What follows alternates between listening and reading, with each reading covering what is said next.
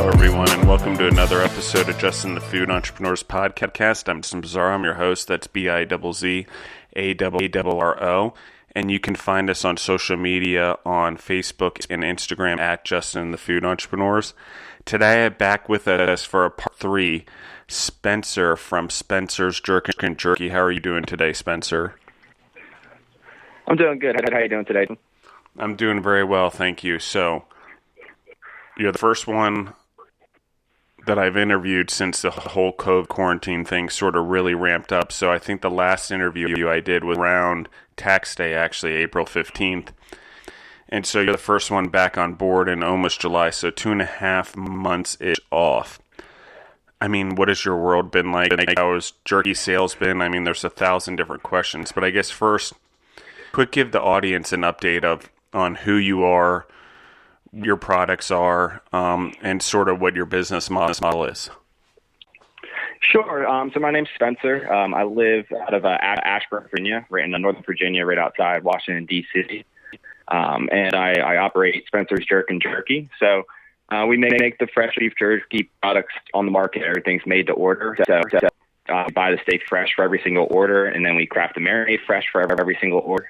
Everything is only uses local, all natural ingredients, things like that, outside of some all natural honey that we actually get shipped from New Jersey, and another hot honey that we get shipped in from New York.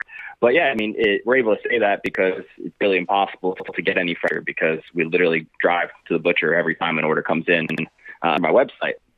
Which, as you imagine, I'm sure we'll talk more about it. My business model and everything's been very interesting in this post and during the COVID, getting all that stuff on a day-to-day basis is very, very interesting.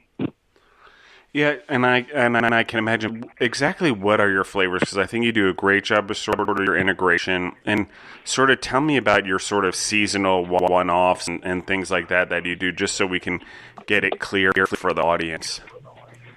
Yeah, sure. So I have my 5 normal flavors. I call them like my staple flavors that I always have available on my website. So I have my original. It's just my twist on a traditional beef jerky. So it was also the first one I made. And it doesn't have like any one key, flavor out of it that jumps out. Very flavorful, but nothing, in particular that jumped out that I wanted to really attach a name to it. So just kept it easy, named it original. I also have an Old Bay flavor, which I know we've explained before in the previous episodes, but Old Bay is a really, really popular seasoning, where your water, most people like to use it on crabs and stuff like that. So I wanted a spicy Old Bay flavor, since I really only saw one company on the market that was doing, an Old Bay flavor beef jerky. I do a habanero bourbon flavor, which I actually infused with some Jim Beam bourbon, and also some habanero infused wildflower honey. And what that lets me do is make it like a little bit sweet, a little bit tender, without having to add any sugars. I don't really add any sugars in any of my products. And then I have a mandarin jalapeno flavor, and my real goal on that one, I was trying to make something that was kind of similar to orange chicken, and you would get it, like Panda Express or something like that. And then I also have lemon pepper, and that one, not a real crazy story outside that I just love lemon pepper. It's always what I get with my wings. It's my favorite flavor. So I kind of wanted to adapt that to a jerky flavor as well. And then lately I've been doing a Bubba's Bold, actually a honey barbecue jerky, and that one's been a lot of fun. I originally just did it to bring to breweries, stuff like that, with me, with Dennis, who you've had on the show in the past, with Uncle Rocker's Barbecue. So I take his Bubba's Bold Kansas City style barbecue sauce as the base, and I add some twist to it. I put some jalapenos, and added it in that way. And I originally made it just as a test run. We were going to bring it to brewery and stuff like that with us, and we did a couple times to sell it, and people liked it. And then I threw it up on my website, and then actually the past month or two, it's been the most popular flavor. I've actually probably shipped his flavored beef jerky to 10 to 15 states over the past 30 or 40 days. That's pretty cool. Yeah. Yeah. So that was a lot of fun. So explain to me, so that's a collaboration. So how do you make that work, and what's that flavor? And it's different than your flavors, but I mean, how do you sort of give me an idea of how you sort of put that all together? Because I think it's a very important thing during this time to collaborate in the way that you have. Yeah, me and him always bounce ideas off of each other because I'll work and I do barbecue catering with him. Whether it's at like private events, we do breweries, we'll do, full pig roast for fundraisers, I've gone and done, bat mitzvahs with him and stuff like that. So me and him are always talking and, talking business on the side. And it's really a lot of those like side ideas or those side conversations we have where we end up coming up with something. One day we decided that when we go to breweries with him, we should make a baked potato and put barbecue in it. And then I was sitting there and I was like, well, why don't we put my candied bacon on top of that potato? And it was kind of, I think we did that first. And then we're sitting there one day and I was like, he always tells me I should bring beef jerky with me for the barbecue event. So I was like, well, in order to make it so it's not something completely different, I'd make a flavor with one of your sauces. And then his Bubba's Bold was, it's a little bit sweet, but mostly spice. And it's just a traditional Kansas City barbecue sauce. So I was like, well, I think I'm going to start with that one. And I did a little bit trial and error. We ate a little bit of it on the side and then started bringing it with us to places. And then more recently, breweries are just starting to open up now, but not so much catering and stuff like that. So I really had to bring it online, and people really were drawn to it. Because I really had a barbecue flavored jerky before in my lineup. So a lot of people were drawn to it, and then it kept selling. So then I just keep getting Dennis to, give me sauce and more sauce. He's probably giving me like 4 or 5 huge 4-gallon bottles of sauce, over the past, 3 or 4 months. That's pretty cool. And so, a little bit explain your going to market. Because you talked about the breweries and you were in there, and I know we've talked about it in the previous episodes, but Spencer, you have this product. What's your method to get it to market right now? You're at the beginning stages and you're in the hustle and grind right now, completely day to day. So what is it that you're sort of experiencing? How are you handling that as you sort of have entered the beef jerky market over the last, we've been talking for over a year, so 2-ish years at least. It started to really now progress to the point where rather than we talked about on other episodes and other conversations where, I kept buying more and more cookers. How many cookers would I need in order to keep the business going as it grows and keep it sustainable and stuff like that? So actually yesterday I buy a new one and I bought a pretty big industrial size cooker. And it's not so much because I plan on necessarily going to bulk yet. Where maybe it won't be as made to order, just because at some point in time it might expand to where you can't really sustain a made to order and have every single customer still be able to buy it. And the growth's been pretty crazy. Really starting with April 1st on, everything's really kind of excited with my business. So I bought a bigger cooker, but at the same time, I'm only going to be cooking these made to order orders. But the need and the want and everything like that is running that big on my website that I can't really get it out fast enough with the smaller size cookers that I've used, which we've talked about. Like previously, I can probably cook like 3 or 4 pounds in a cooker, where in the new, I think I might be able to cook like 20 to 30 at a time. Well, that's pretty cool.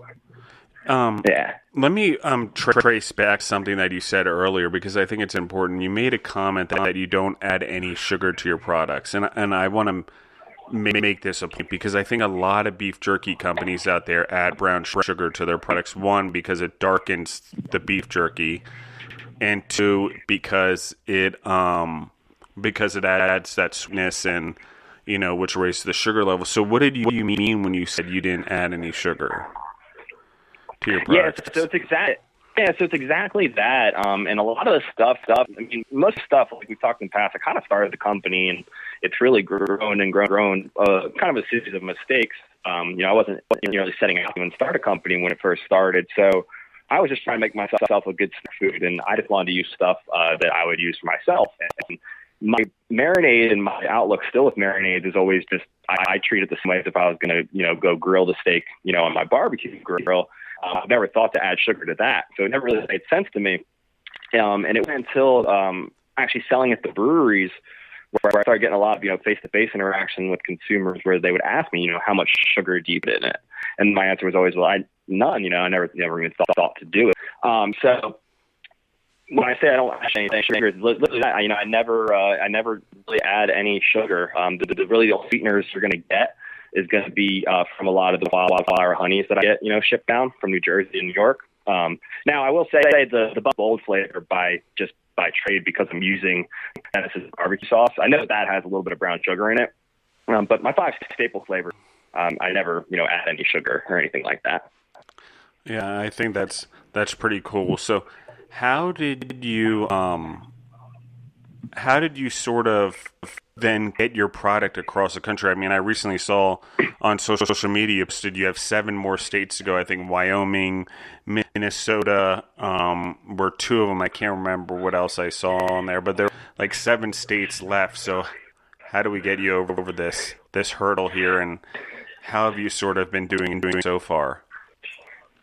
Yeah, I actually realized someone pointed out to me that I miscounted. So it's actually only 6 left.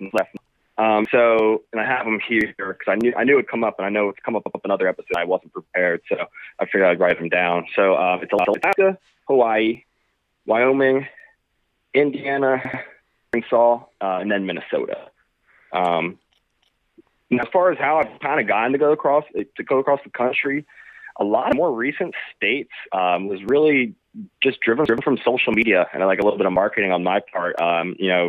I've photoshopped a few different times. I wanted to do it again today. I just didn't have the time to make a map and kind of fill in the states with my brand's colors as I hit each state. And kind of similar to the videos I post that we've talked about in other episodes, where I show the shipment into the mailbox and where they're heading. I think people like to see where they're going and things like that. And I've had a lot of people reach out to me when I make this post and be like, hey, I actually have family in Maine, or I actually have family here. And I think her name was Tracy. She ordered to Michigan after our last episode. Yeah, absolutely. We recorded that episode, and she listened to it, and she saw my post because she followed me after the interview was posted, and she saw that Michigan wasn't checked off. And she messaged me, check it off now. I'm going to order off your website. So really word of mouth, and just, it's really been organic. I'm starting to get the itch. I'm kind of wanting to do like some social media, target campaigns only in those states that are blank. But I haven't taken it that far yet. As far as like throwing money at the goal directly.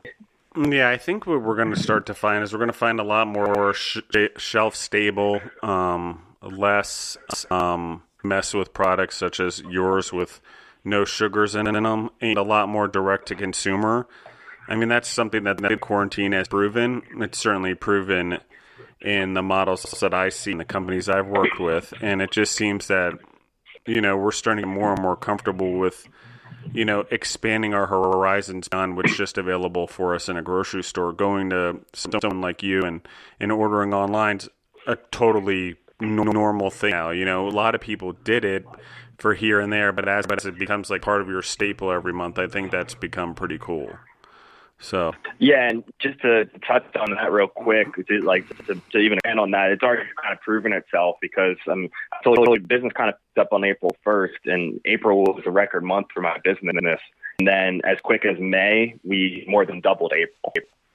So it really, that theory's already kind of, I think, proven itself, that people really are looking for something they can order, have it arrive to their doorstep, not have to go out, not have to go anywhere, and things like that. And I mean, it's a thing that's happened through quarantine. Is we've also proven that while this has happened, people are more comfortable with it, and they're still used to their traditional things. What's also starting to happen is because people are starting to see that there's other options out there as they search, online as way more options than at a grocery store, that you're not just settling for, I like this, so I'm going to get it. I don't love it, but it's good. Now I can buy pasta sauce from wherever, beef jerky from wherever, and I can get what I actually love, and it can actually be suited, even customized to my diet, so whatever that is. Actually, I should just call it lifestyle. I think diet's if you're really going to do something, I think we're living in a lifestyle age, whether it's a keto, a paleo, a clean, we're organic, those are all lifestyles, I feel like. So whatever lifestyle you feel like following, it's pretty cool what you're doing. So, I mean, tell us about that. What does that mean to you? What's the experience like to have your business double 1 month, and then double again? What's that experience like? What's the, because everyone's chasing that, right? That validity in their business. Yeah, I mean, it's been really humbling and really crazy, trying to find the time, because I never really imagined, like I said, I wasn't aiming to start a business from the first jump. And then to watch it keep expanding was really fun and really humbling. And then to have April happen, and I'm like, wow, that's crazy. And then when it happened again, and then it just happened, I wouldn't say we doubled this month, but this month's pretty close to last month. And it's just kind of opened my eyes, and I've had to start thinking about things that we're discussing here now about, what the future looks like as far as, just economically how people are going to make their purchases and things like that. Before all this happened, I think maybe on the last episode, I think we were talking about, I was telling you I hadn't done too much of the breweries, but I want to get back into them again. And now that whole landscape, I don't really know. I actually went to Mustang Sally the other day to pick up some beer that I've made a beer flavored jerky or a beer infused jerky with before. And I was talking to one of the bartenders there, and I picked up the beer about how, I don't really know if I'll be able to start doing these events, or if even when I can, what turnout would be like. Are people really going to want to go, and see a jerky vendor in person, or they prefer, to have it just shipped to their door, kind of like we're talking about? Yeah, I think that we're getting used to less and less human interaction a little bit until we get through all of this, at least in the short run. So, I think we need to understand what all that's, what the future is just going to bring. But meantime, it's so easy to have something shipped to your door. I mean, I got to tell you, the packages out of my house have quadrupled recently. So. Yeah, and Shopify has actually even added some different stuff to their website and their interface lately, as far as allowing customers to set for pick up right from your website, or select for local delivery. And you can get a radius of how far you're willing to drive to make make that contactless delivery yourself, and not have to go through any of the mail vendors. Yeah, and so I actually got that set up today. I got an email about it. Yeah, it's interesting. A lot of our clients, and including ourselves with our own brands, we use Shopify stuff. We've just add that to a lot of it to add that local delivery. It's a great feature. Why not? Why not add that customer service and that ability to interact with the customer face to face? Sure. Yeah, exactly. And anyone who's listening to other episodes that we've done, I was working, full time in an office building with, over 100, 200, 300 people walking around. I used to be able to make a lot of, some local drop offs that way then. So, but now that's kind of gone out the window. So, it was good that, Shopify kind of saw that. I don't know who they saw it, or customers were, talking about it or what, but, I got that set up, and within a couple of days, people already started using it in the area. So. Yeah, that's pretty cool. I like that. I think that's great that you brought that up, because I think there's a lot of people out there that don't know tools like that exist. But, I mean, why not? I mean, gosh, that goes a long way, stuff like that. The thanking the customer, the added customer service, that goes beyond customer service and now becomes part of the customer experience. Totally, that got to meet you, and you're the person behind the jerky, the legend, Spencer. So yeah, that's part of what I miss about the breweries, I think, is making that face-to-face contact. It's great being behind the scenes, but sometimes it's nice to get out there. So what do you think for the future? I mean, are you seeing a brighter one? I mean, you probably were having increased sales to begin with if you kept going and you've added flavors and specialties and stuff like that. But I mean, what's the real future you're seeing now? I mean, the world is a little bit different. Your world has obviously changed personally, but then it seems like in a good way from a business standpoint. So what are our next steps? Yeah, so to kind of backtrack and then answer your question at the same time. So, previous, my turnaround time I always strived for was 72 hours, because that allowed me the time to go buy your steak, get it home, make the marinade it for 24 hours, cook, and then have it go out the next day. And that was easy to do when I had, not a crazy amount of orders. But, it did expand even before COVID, like you were saying. So, and then for it to expand, it's gotten real crazy. And it's kind of drawn a lot of the stuff that I've been thinking about that I think maybe I thought was way further out, like maybe it was 3 or 4 years out. It's now looking maybe like 3 to 4 months out. So, because, it's instead of taking 72 hours, sometimes it's been taking me up to, 2 weeks to get it shipped out. And I have great customers. I think 25% of my customers on my website this year have been repeat customers. So I know they're coming back and they're super patient. They always tell me to take my time and stuff like that. So I got their cooker on the way. That's coming in a couple of days. That's going to allow me, I think, to get kind of back where I was as far as how fast I can produce it. But what's really been interesting, and I think we might have talked about this offline, but I had to buy a meat slicer. So my process is kind of expanded where not only am I going and buying it from the butcher fresh, but I also had to start slicing it myself. So right now, I have about 60 pounds of orders, and I need to slice, all of that steak and then put it into the marinade. So that's added a little bit of time to the process too. So it's really starting to really think, and I'm starting to do research on actually like co-packers and stuff like that. And I might actually have, I still want to stay true to my ingredients, and still use fresh local ingredients. I still want to stay true to all of that. But I might have to step away at some point from the made to order aspect, like I was talking about earlier. I think that part is starting to kind of creep up, because I don't feel like I have the time. And then I also feel like I could have the time better suited.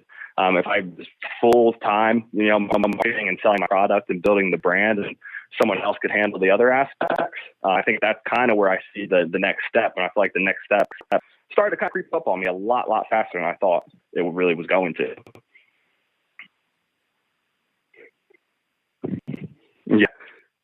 So, Spencer, the question I have then is, okay, well, actually, I'm going to pull some questions from your last podcast before I go into my own questions, because I want to make sure I get the audience's questions answered from the last one. It's what you just kind of brought up is, what cut of meat do you use for your beef jerky and why? Sure. So I always steak. Typically, I use top round. To be 100% honest, the first time I used top round was because the cooker that I bought from the infomercial that I've talked about in the past said to buy top round steak. Moving forward, I've learned that a lot of people say eye round is the best cut of steak. Some people say top round. The main reason I use those, it helps me to keep it a little bit more economical. If you look online, you'll see tons and tons of memes about how expensive beef jerky is. There are some great brands out there that use filet mignon, for example. Three Jerks Jerky was on Shark Tank. They use filet mignon. They're really, really cool guys. I talked to a couple of them before. But at the end of the day, you're kind of, you're dehydrating or you're smoking. You're getting this really, really dry meat. It's going to be chewy. It's going to take whatever marinade you have to it. So you don't really need to go out and spend a bunch of money on like a really expensive cut of steak. You just want something that you can slice nice and thin and, isn't, crazy fatty or anything like that. So typically top round doesn't have a whole lot of fat on it either. So you can make a nice clean, cut of beef jerky that way. Okay. Great answer. All right. Let's see here. Let me find another one. What are 3 flavors that you hope to produce in the future and why? 3 flavors. So the first one I'll kind of try. I have somebody who's actually sending me some scorpion peppers in the mail that their buddies grew. So I'm going to make something with that. I haven't 100% decided what I'm going to do with it yet, but I'm starting to try to use some different peppers in flavor. So I just did a limited run on a mango ghost pepper flavor. And I did mangoes because mangoes are my favorite fruit. I wanted something a little bit sweet. And then tons and tons and tons of people have asked me about ghost peppers. Really since I started, and then a lot more frequently. And people told me it's because of a show called Hot Ones, where they tried the different hot sauces on wings. Apparently that made ghost peppers super popular. But yeah, something with the scorpion peppers. I don't know exactly what yet. I'll probably add some kind of sweetness to that. And then I actually just texted Dennis a day or two ago and told him I want to make another flavor with one of his sauces. So we've already talked about the Bubba's Bold. It's like a honey barbecue, which uses that Kansas City style sauce. He also has one that he calls cheese, and that one's a little bit on the sweeter side, and it has some apple flavor to it. So I kind of want to experiment with that one and see what I can come up with. And the main reason is I always feel like I cater to my spicy crowd, but I know that there's people who want something that's not, super, super hot either. So I want to try to make something like that. And then I had to pick a third one. I think I might finally get over it. I've done a limited run one in the past, but I always felt like it's just a stereotypical flavor. But I might do something to do with a teriyaki. I did the pineapple teriyaki in the past, but as I'm expanding, I'm getting tons and tons and tons of people still asking for something teriyaki. So I might think of another creative way to make something like the teriyaki variety if I had to pick 3 flavors. I'm not going to read the whole thing on this one, but I'll get straight to the question. I love Old Bay and vinegar on my boardwalk fries when I am on the East Coast at the ocean. Would you ever consider making a vinegar Old Bay beef jerky for people that do the same thing? Maybe. I do know people who do the vinegar thing. I had a roommate who, Five Guys burgers and fries. He used to love pouring the vinegar in the bag and just shaking up that brown paper bag full of vinegar. What I might consider doing actually is I could do something like that. And Dennis has a vinegar-based barbecue sauce that's super good, really my style. But I could experiment with that in some Old Bay, and that might come out pretty interesting. Might be a little niche though. I don't know how popular that one would be. But, since it's made to order, the worst that would happen is, people don't order it, but I also don't make it. So I wouldn't be opposed to it. Well, I think what's interesting about that and why I like that question is because I just think about how many people eat boardwalk fries when they go to the ocean on the East Coast, particularly like New Jersey and Delaware, Maryland, Virginia. I'm not sure down in the Carolinas, but it's such a popular thing, and I know people growing up that didn't want just the Old Bay. They needed that malt vinegar also that was on the French fries, which is assuming is what she talks about, which I like malt vinegar with my fries, and I like Old Bay on my fries. I just never thought the two of them together, but I could possibly see that being a cool thing, like a salt and vinegar chip. Yeah, and I think it's not Old Bay, but I feel like Five Guys might have some kind of something that my buddy used to pour besides the vinegar. I actually had boardwalk fries before I called you. I had a cheesesteak with some boardwalk fries. They weren't quite as good as the ones right near the beach, but they weren't bad. I know I used to eat them. I cannot believe how many French fries I probably ate at the beach. During as a kid, I loved French fries. So there was that whole thing. Let's talk about, things that, what have you seen there in Virginia? I think that's probably a good question from the businesses there, the restaurants. We were talking about the breweries. How impacted are they around you?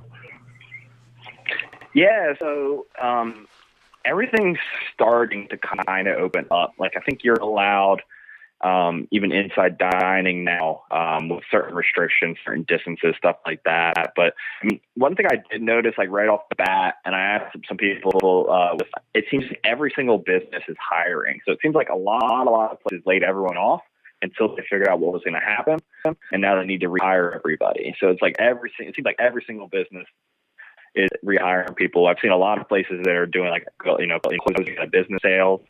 But then on the flip side, more specifically, obviously, we're talking about food, on this podcast, is the restaurants, in a lot of ways, I think some of them have seen growth like I have because, everyone wanting to stay home and having to stay home for a while.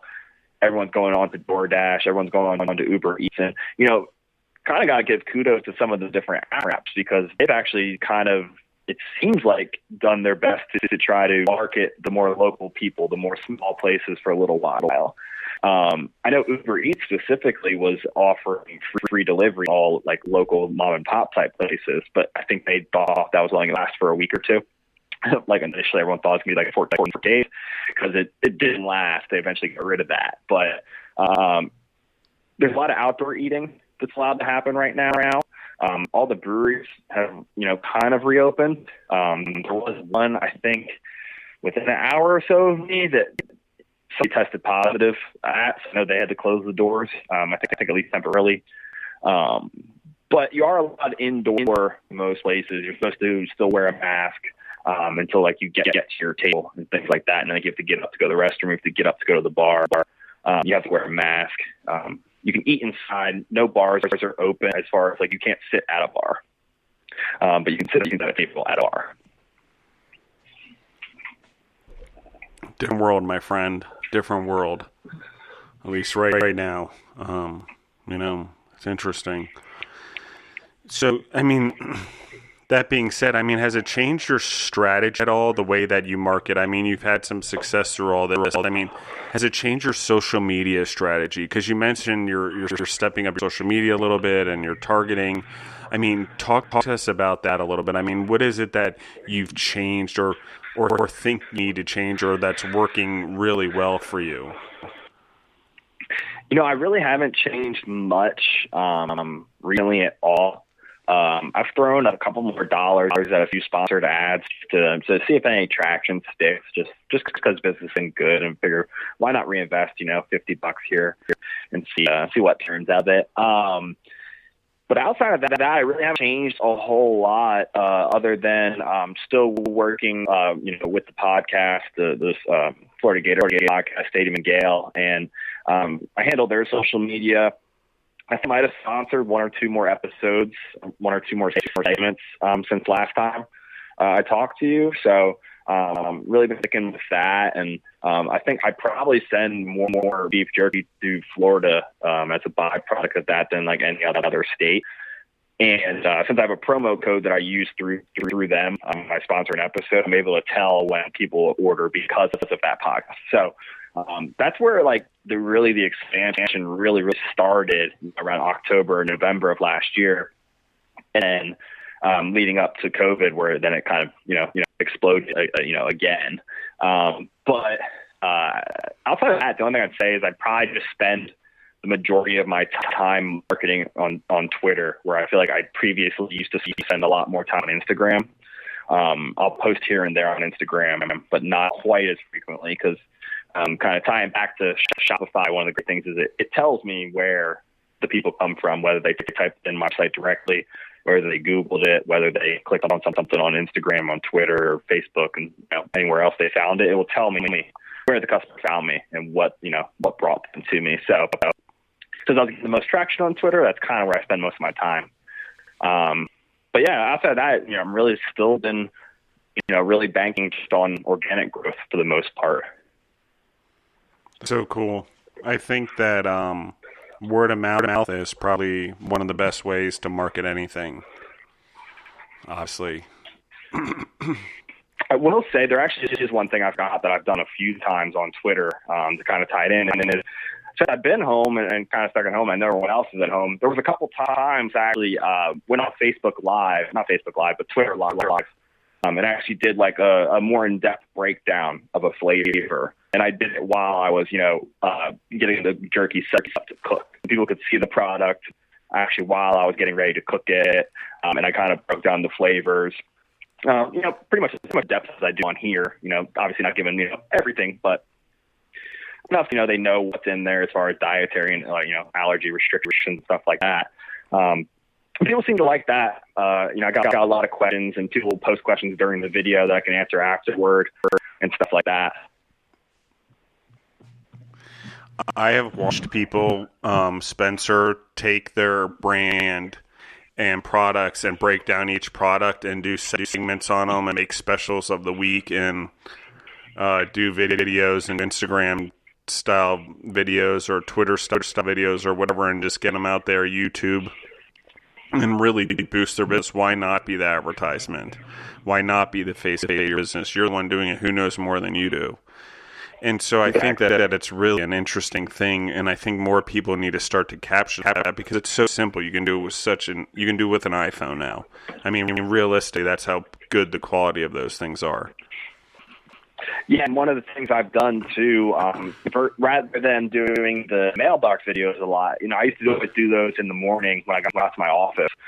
We had a UPS box right in the basement of our first floor of the office. I always just film it when I got there and then post it, later on in the day. But now what I do a lot of times is I'll even just do a video while I'm driving to the mailbox. There's one about like a mile from my house. So I'll go live on Twitter and just, rattle off the names that I can remember on whose orders going out that day. I'll just, rattle off their first names. And a lot of times people will, see that video, hear their name, and kind of get the same idea, and like the same reaction that I would get on those other videos where it's just me, throwing the packages in the mailbox.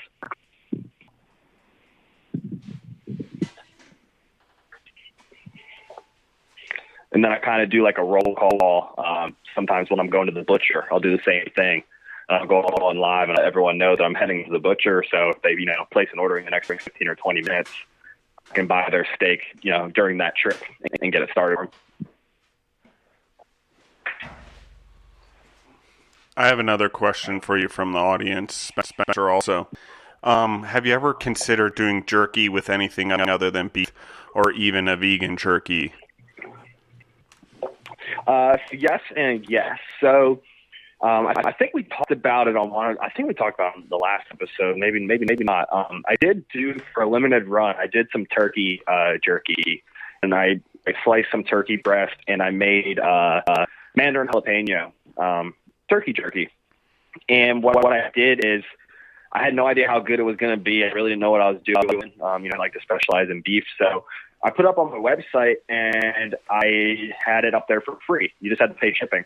And I think I sold about 30 packages of turkey jerky. And what I wasn't accounting for, let me back up. What I was hoping would happen is they would try to be pretty good, and then they'd order beef jerky. What ended up happening was people were ordering free turkey jerky, but then already trusting the product and buying a bunch of beef jerky at the same time.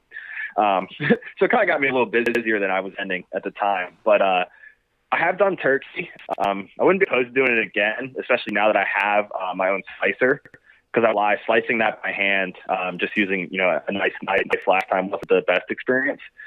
And then the second half of that question, when it comes to like vegan jerky, it's always something I've wanted to try to dip my feet in and try to figure out. Because I've also heard from a lot of people who are vegan and tried vegan jerky is that you can't find a lot of stuff out there on the market, apparently. And a lot of them on the shelf just aren't that great. So I did find out actually from somebody from my day job told me there's a product that's called seitan. And if you Google seitan jerky, the final product looks a lot like beef jerky. So I really just have to find myself the time to kind of mess with that. I'd probably do a similar campaign where I'd pop up on my website free, you pay shipping, and then hopefully, let me know what you think. How was it? Because I wouldn't know what I was doing with vegan jerky, and my worries always been, I think I talked about before, my worries always have been, just how well is it going to retain marinade? How am I going to know when it's cooked? Or not cooked, things like that. Because that was something, of a learning curve with the turkey, knowing exactly how long to cook it. I can do the beef, without even thinking about it. It's kind of just second nature by now. But definitely a learning curve with some of the other flavors, some of the other types of the cuts and stuff like that. Yeah, you're going to like the next question. But first, I want to sort of tap into that question a little bit. I've seen jerky...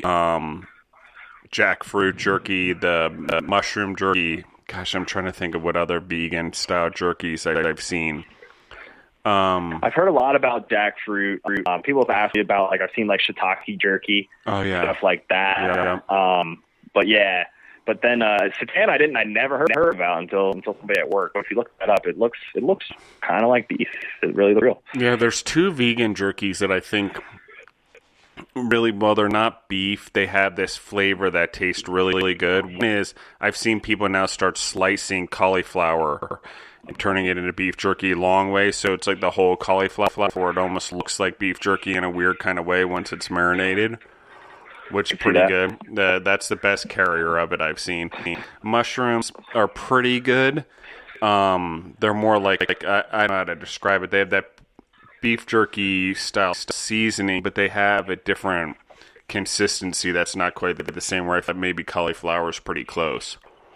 Jackfruit, the smell is too weird for me, and I don't know, there's something about it, but There are people out there that love it. And I think there's other ones. I think I've seen people use like radishes or things like that, or different options. I'd be interested to find out if anyone would slide the podcast what other kind of vegan jerkies there are out there. That'd be pretty cool topic. I do know there's fish ones out there, which isn't exactly 100% down that rabbit hole, but I like can't remember the company, but I've seen tuna made into jerky quite often. Oh, that's like cool. a mahi scheme. That's cool. Yeah. That's cool. Oh, so the next question here. Spencer, you have mentioned on the last podcast you were a University of Florida fan. Have you ever considered making a line of gator jerkies? I bet they would be popular with all the fans, especially as they go across the country and root for their home team. Yeah, I would love to do that. I'm assuming they're asking about. I can't tell if they just mean like a themed jerky or if they mean literally like made out of alligator. Made out of alligator. It says alligator. I shortened it to gator. Sorry about that. I could see the confusion there. Got it. Okay. Yeah. I mean, I definitely wouldn't be opposed to that. Now, I will say that I think there are some fans that won't eat it, at least on game day, superstitious reasons. You know, when LSU comes to town, you know, they start grilling alligator on campus, 12 hours before the game and stuff like that. But I do think that would be a lot of fun. I get to talk to former Gators and former Gator players and things like that every day. And it was really cool, actually. Some former Gator players, got my beef jerky for Father's Day as their present, which was kind of cool. But yeah, I wouldn't be opposed to making it. I'm not superstitious in that fashion. I'll eat gator when it's on the menu. I get gator bites at the Swamp anytime I was in town in Gainesville, which they're tearing that down. I don't know if you've seen that, the Swamp Bar restaurant, but no, I didn't know that. That's sad. Yeah, they're apparently going to rebuild somewhere, but that's kind of one of those places that's always been there. So like, I don't know if the kind of like a sequel for a classic movie. So really going to be the same. A lot of characters there, but they're tearing it down. Developers are putting up some high rises. So, ouch. They've been fighting it. They've been fighting it for a little while. Last couple of years, been fighting it, but it looks like it's finally about to happen. And I wish it was more time because. It'd be nice to get back down there one more time before that happens, but it doesn't look like that's really gonna happen. I know, unfortunately, I think that what you just said there is just such a large topic over the last 4 months. One more time before I stout on that, and it happened during that time where we're all quarantined. So exactly. Unfortunately, it would be interesting though to flip the script on that question right there. I don't know if you could. Because, I mean, I guess LSU plays the Gators as an animal. Is there any other animals as Clemson in your, or are they in the ACC? I can't remember. They're an SEC team. Are they ACC? Yeah, Clemson's they're in the ACC. I could do like some wild boar or something like that after like Arkansas. When you're playing the opponents, you come in and you're eating their mascot. Yeah, unfortunately, I could do Tiger, but no, LSU. Yeah, no, that wouldn't go over so well. I'm sure there's probably something you could think of. That's one thing they do have an advantage of. You have an edible animal. They kind of don't have that. At least not. Yeah. I mean, at least not after the Tiger King documentary on Netflix that conquered COVID-19 quarantine. Did you ever watch that thing? That thing was crazy. Yeah, I watched it. I watched it right when it first came out. And the funniest thing was everyone just talking about how no one realized you could actually afford a tiger. A tiger's only about $2,000. And a lot of people have dogs they buy from breeders. Like a Frenchie costs I think anywhere from like $4 to $5. So yeah, it's kind of crazy. Yeah, well, you don't want, I can't remember the lady's name, the tiger lady chasing after you if you ever serve tiger meat jerky, that's for sure. So that would not be fun. I think you just have to double down with her on the label. Yeah. Carol Baskins are on the label. Yeah, Carol Baskins, that's it. Strike fear in everyone's eyes. Yeah. But seriously, I think that there's just probably some fun there. I don't know. I like the question. I thought it was cool. So the future, I mean, really, are your dreams to grow into your own space and have your own production and sort of where does that go? And I mean, have you used Amazon? Do you use Amazon? Is that something you've ever talked about, or you like the independence? I mean, we never really dove into that, and I've never really asked. Yeah, so I actually have the Amazon business account. I signed up for it over a year ago, but I don't have it active. I just kind of have it sitting there. And the reason was really just because just scaling wise. I wasn't sure if I wanted to try to open up that can of worms and see if I could, I don't know if I would be able to handle another avenue if it blows up the same way my website did, right off the bat. So I never really signed up for it because I think it's got a subscription. I think it's like $29.99 a month to sell directly on there. But I haven't opened that up yet. But I think I really do think in the long run, what I see happening is me, initially getting away from the made to order model, staying strict to my recipes and, having somebody, take over on the production I can oversee. And then, that'll allow me, to focus full time on, building the brand, selling it, marketing it, finding, different avenues maybe I haven't even thought of yet. I think one of the great things with beef jerky and, it being, sustainable as a food is I kind of do whatever I want with it. I can bring it anywhere. It doesn't go bad. It's got pretty much an indefinite shelf life while it's, vacuum sealed. So with the limited amount of marketing and the, almost no marketing dollars I put into the business now, I feel like if I could really put myself full time into that, wear that hat full time, rather than being, the one who does the marinating and the slicing and cooking and, all of that stuff. I think that's kind of where I could see it really expanding, even bigger than I ever thought, for like the 6th or 7th time now. Yeah, I think that's pretty cool. So Spencer, I mean, anything you want to tell the audience, anything that you share? I'm just really appreciative of everyone who's listened to this, all my customers, everyone who still buys from me, and even if they had bought from me one time. Because, like I said, I started it really by mistake, and, it's now grown beyond my expectations and got to a point where, I still work my day job. I'm not working that same job, but it's really looking like, at some point in time, I'm going to be able to make this my full-time job. I mean, we've talked about that question before where people ask me, when are you going to do it full-time? And it's kind of a full-time job on top of my full-time job. But now it's gone to the point where it's not, just a hobby and like a mildly successful business, but it's gone to the point where it's allowing me to, pay my bills. It's, paying for the roof over my head. It's paying for my food.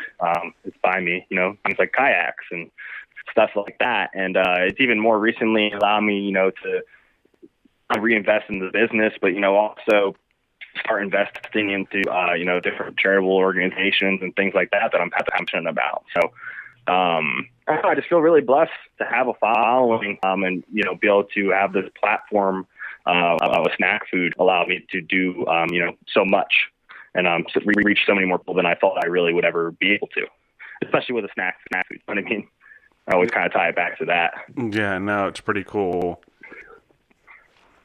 Well, thank you, Spencer, for joining us, and that's all very exciting stuff, and I'm so excited for you in the future, and thank you again for joining us, and you're doing a great job, man. I love what you're doing, and I love following you on social media and keeping up with you. I use Instagram, not Twitter as much, but I still follow you on there and see you on there, so great what you're doing. Thanks again for having me. It's awesome. I can't wait to come on again. All right. And will you tell the audience as we sort of finish up here where they can find you, what your website is? Again, just quick list the flavors that are your core flavors, and then social media as well, including Twitter. Yeah. So you can find my website at spencersjerkinjerky.com. There's no G, just jerkinjerky.com. And you can find all my current flavors on there, which is going to be my original, my Old Bay, habanero bourbon, mandarin jalapeno, and lemon pepper. And I think there's also still a few pounds available for Bubba's Bold, which is my honey barbecue. And I'll always post new flavors on my different social medias. Sometimes I'll do small, limited runs of certain flavors. So you can find me on Instagram. It's just Spence Jerky. And then if you want to see kind of more behind the scenes and also see me talk about college football and troll different fan bases that aren't University of Florida, my Twitter handle is just Jerkin Jerky. You can find me there. And that's, like I said, I talk a lot more, football and stuff like that there. Yeah, those are the main places. You can also find me on Facebook if you type in Spencer's Jerky. You can find me on Facebook. You won't see too much going on there, but you'll see everything that gets posted on in Instagram. I'm actually posting my Facebook. So that's really all the places to find me. And then if you place any order on my website, I'll ship it anywhere in the world. I get messages all the time about do you ship to this state? Do you ship to this country? I'll ship it anywhere. I've shipped outside of the United States multiple times. I've started to ship to the Virgin Islands, multiple times a month, I think, since last time we talked. So that's been a lot of fun. That's pretty cool. Yeah. I had a question for you, Spencer, on something you just said, which was, oh man, that's great. Well, recording and I just went blank, but is there anything other than jerky you're going to go into, like sauces or seasonings? Do you see that being something that you also do, or maybe people can do their own jerky at home? How do you? Is there other possibilities that you've ever thought about? I thought about it, and I did gauge people's interest, and it seemed like there was traction there, but I never got around to doing it. And what I was going to do was actually offer marinades, and sell you a small bottle of essentially what would be the same as one batch of that flavor marinade. And the reason why I wanted to do that was just to see what people did with it. With Dennis's barbecue sauce that I made the flavor out of, I've actually shipped a couple bottles of the barbecue sauce along with the jerky, so that people can make chicken or something at home on their grill. I have thought about doing my flavors, like exactly what you would get if I was going to marinate your jerky, but me just bottle it and ship it to you. I thought about doing that. I did do a few small batches of salsa around here. I didn't ship any, but I did do some local deliveries at the office, and actually I did give some to some of the butchers around the area just to make sure they like me. Besides how much steak I buy from them. So I did some salsa, just using like some fresh ingredients, the same stuff that I put in my jerky. But after that, I haven't thought too much outside of the jerky realm, other than some other things we talked about, like the turkey jerky or vegan options and stuff like that. Yeah, and the other thing that the other question I had before we go is that I wanted to ask, that I thought about when I read a question about Shopify, but you already kind of answered it, so I didn't ask it. But what it brought to mind is, do you use Facebook and Instagram stores through your Shopify account as well? Yeah, and I think that's how it knows more so where the people come from. And what's really great for any people, if you haven't done this already and you run a small business, especially one with e-commerce, what Shopify is going to allow you to do is tag your products on Instagram. So what better way to market your food if it's a food product, which most likely the listeners are selling. So you're scrolling and you see, a great thing of, chicken wings, and there's great looking hot sauce on it. And there's a link that you can click without ever having to type in a website. You can click right on the picture, and it's going to pull up that person's website so you can buy the hot sauce right then and there. So that's what I still do from time to time. It's a little bit more time consuming, but you can do that on your Instagram posts as well as your Instagram stories, and have it linked right to your Shopify so people can buy it without ever having to really do anything. And then with PayPal checkout, they don't even have to find their wallet or their purse. So yeah, it's a great platform. That's just crazy. It's become something that seems so amazingly difficult 20 years ago is just a streamlined process now. So exactly. Pretty cool. Well, thank you again, Spencer. Thank you, everyone, for listening in and share what we're doing on the podcast. And everyone, really stay tuned. We have some exciting things coming over the next episode. And Spencer, I look forward to having you back and hopefully meeting you in person one of these days. So thanks again for your commitment and doing another part. I mean, I really appreciate it. Yeah, thanks again for having me, Justin. It was a lot of fun. Can't wait to do it again.